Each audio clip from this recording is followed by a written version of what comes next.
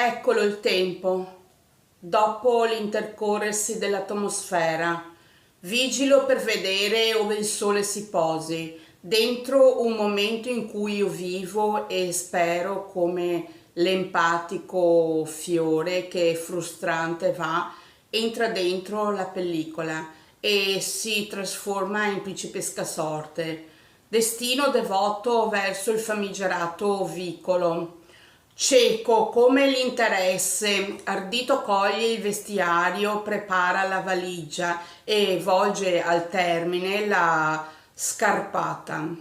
Siamo nel ruscello, ma se e quando voglio senza svincolo. Mi dirigo nel dopo mai più, quindi dipende.